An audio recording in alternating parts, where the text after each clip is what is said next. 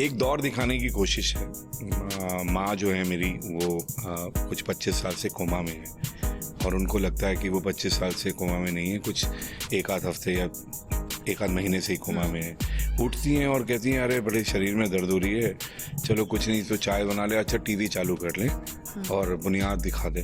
और वो बस पर दौर जो है वो 2019 का है, जब हम साल बाद वो कोमा से जागती हैं। 20 साल बाद। हाँ। तो दौर जो है वो ये है। और वो कहती हैं कि अरे वो वलैती राम जो आलोकनाथ का कैरेक्टर था वो मिला कि नहीं मिला, खो गया था, हमारे पास कोई जवाब नहीं है। हम लोग वाला।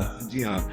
तो वो कि माँ को तकलीफ ना हो और माँ को कोई धक्का ना लगे कि वक्त इतना बदल गया है, उसके लिए एक बेटा उसकी तलाक दे रही है जो बीवी, वो कुछ अपने दोनों बच्चे, अड़ोसी पड़ोसी दोस्त दुश्मन सब मिलके वो दौर क्रिएट करने की कोशिश करते हैं एक माँ के लिए in a funny way. Happiness is there, like yeah it's damn funny. वो फनी बन जाता है, सिचुएशंस ऐसी हैं, वो कॉमेडी हो जाता है। माही, कुछ ऐसा दिखाया गया है फिल्म में कि आप अपने पति से तलाक लेना चाहती है, लेकिन घर में जो एक बूढ़ी महिला है उनके चक्कर में आप लोगों को दोबारा शादी करनी पड़ती है और दोबारा हनीमून मनाने की पूरी कवायद दिखाई गई है। इसके बारे में क्या कहेंगी? इस कॉमेडी फिल्म के बारे में क्या कुछ बताएंगी? अरे मैं तो मज़ा आ गया ये फिल्म करके, ऑनेस्टली बहुत एक अलग तरह का, जैसे कहते हैं ना, मैं वाकई में हट के कोई रोल किया है मैंने इस बार। सो यस, मैं तलाक मांग रही हूँ, ये मुझे तलाक नहीं दे रहे हैं, ये कहते हैं अगले हफ्ते आना, मैं कहती हूँ चंदा मांगने थोड़ी ना आई हूँ, तुम तलाक मांगने आई हूँ तो दे दे मेरे को। बट किस तरह से हम लोग मिलते हैं और फिर हमारे को वापस सेकंड टाइम, वो पहला टेबल तलाक हुआ ना, दूसरी बार शादी वापस।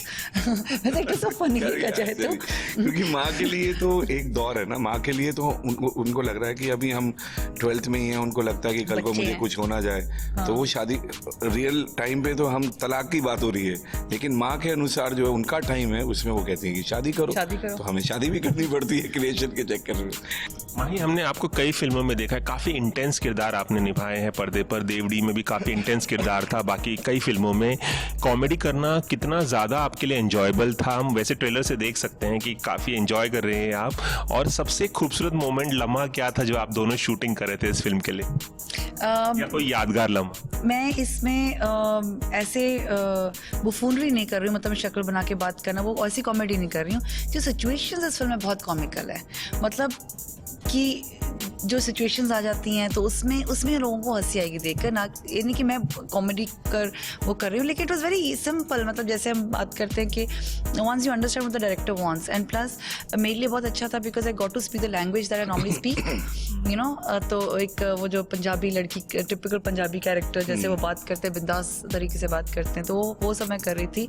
और हम लोगों ने ये इंजॉय बहुत किया कि जब भी हम सेट पर जाते थे, बिकॉज वो 80s का क्रिएट किया वो दौर था वो, तो वहाँ बैठकर मैं, मनु एंड डॉली मैम, हम तीनों बैठ के बातें शुरू हो जाती थी। अच्छा मेरे घर में ऐसा होता था, मेरे घर में ऐसा होता था, तो मुझे पूरा नॉस्टैल्जिया है, वो हम बहुत एंजॉय करते थे। और एक दिन हुआ कि मुझे तो पता नहीं था, ये मुझे सच में पता नहीं था, क्योंकि स्क्रिप्ट में लिखा हुआ था कि ये बाइक चलाती है, यू नो, और फिर अचानक पता चला कि ये बुलेट चला रही है।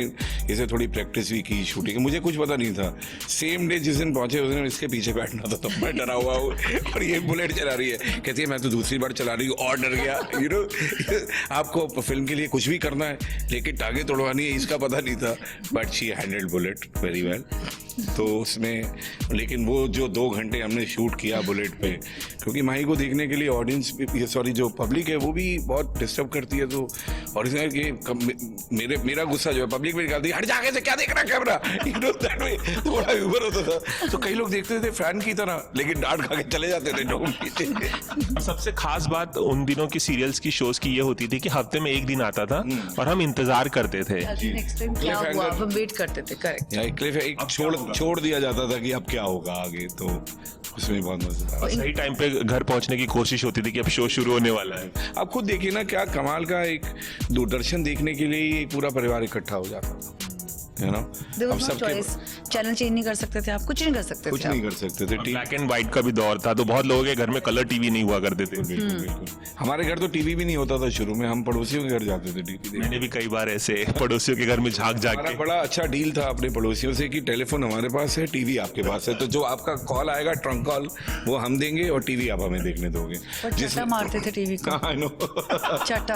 अब वो अच्छा वो कैरेक्टर कितना था। प्यार था यार। कभी कभी मैं माही ऐसे सोचता मारते क्यों थे? हूँ कि टीवी आ रहा है नहीं आ रहा है, एंटीना हिला रहे हैं, आया कि नहीं आया, यू नो डायरेक्शन दे रहे हैं पूरा का पूरा, फिर उसके बाद गुस्सा था या हक था, एक थप्पड़ मारते थे टीवी को, वो ठीक हो जाता था, मुझे लगता है। सिर्फ बातचीत करने का बहुत बहुत शुक्रिया, और हम चाहेंगे कि इस फिल्म दूरदर्शन के जरिए आप लोग बाकी जो भी दर्शक हों उन्हें दूरदर्शन की याद दिलाए, उस सुनहरे दौर की याद जरूर दिलाए। ਤੁਸੀਂ ਵੇਖ ਰਹੇ ਹੋ ABP ਸਾਂਝਾ, ਜੋਸ਼, ਜਜ਼ਬਾ, जुनून।